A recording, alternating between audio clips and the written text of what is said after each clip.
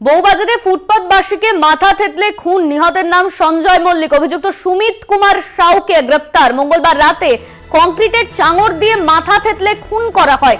এই নিয়ে আমরা বিস্তারিত জানবো। আমাদের সঙ্গে রয়েছেন আমাদের প্রতিনিধি রিয়া মাঝি। রিয়া, ঠিক কি কারণে এই খুন, কি জানা যাচ্ছে? দেখো, পূর্ব বিবাদের কারণে এই খুন বলে এমনটাই কিন্তু সূত্র মারফত জানা যাচ্ছে। তোমাকে জানিয়ে রাখবো যে বউবাজারে ফুটপাতবাসীর মাথা থেতলে খুন করা হয় এবং মৃতের নাম সঞ্জয় মল্লিক। অভিযুক্ত সুমিত কুমার সাউকে গতকাল রাতে গ্রেপ্তার করা হয়েছে এবং দুজনের মধ্যে আগে থেকে অর্থাৎ পূর্ব বিবাদ ছিল বলে এমনটাই পুলিশ সূত্রের খবর। পাশাপাশি তোমাকে জানিয়ে রাখবো যে গতকাল রাতে পৌনে 2 নাগাদ ব্যাংক অফ বরোদার সামনে এই ঘটনাটি ঘটে এবং গুরুতর আহত অবস্থায় যখন সঞ্জয়কে মেডিকেল কলেজে সঞ্জয়ের যে ভিকটিম তাকে যখন মেডিকেল কলেজে নিয়ে যাওয়া হয়, তাকে মৃত বলে ঘোষণা করা হয় এবং যেমনটা পুলিশ সূত্রে জানা যাচ্ছে যে ওই ফুটপাতবাসী সঞ্জয় মল্লিক তার মাথা কংক্রিটের চাঙড় দিয়ে থেতলে খুন করা হয়েছে বলে এমনটাই সূত্র মারফত জানা যাচ্ছে।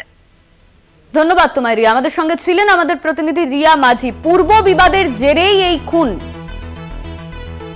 ফুটপাতবাসীকে মাথা থেতলে খুন। আর পুলিশ মারফত যা জানা যাচ্ছে যে পূর্ব বিবাদের জেরেই খুন করা হয়েছে এই সঞ্জয় মল্লিককে।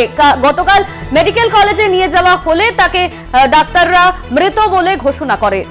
ফুটপাতবাসীকে মাথা থেতলে খুন, নিহতের নাম সঞ্জয় মল্লিক। আর অভিযুক্ত সুমিত কুমার সাউকে ইতিমধ্যেই গ্রেপ্তার করেছে পুলিশ।